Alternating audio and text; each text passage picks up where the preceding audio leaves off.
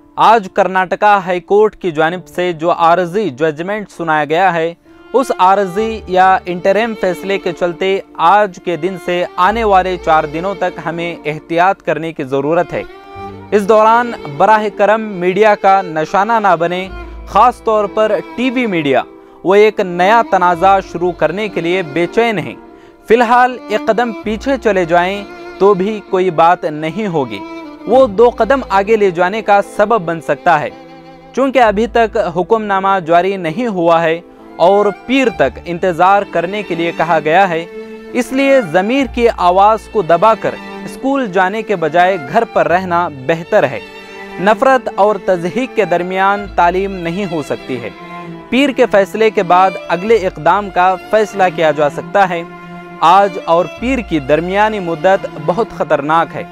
यहाँ मुसलमानों को दोबारा मुजरिम के तौर पर पेश किए जाने का ज़्यादा इम्कान है। मज़ीद हिजाब पहन कर जाने के बाद भी नारा लगाएं तो ये तय है कि अदलिया की खिलाफ वर्जी है। एहतजाज या मुखालफत कुछ भी रहे तो भी हम पीर तक सब्र से इंतज़ार करें, तब तक देखते हैं कि क्या होता है।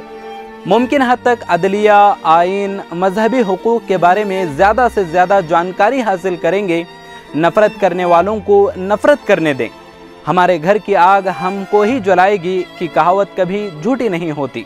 अपने गुस्से को इसी वक्त ठंडा पानी डालें, इससे आने वाले पीर तक एक नई कोंपल फूट सकती है। सबके साथ खैर व आफियत हो। अल्लाह रब्बुल इज़्ज़त से मुसलसल दुआ करते रहें।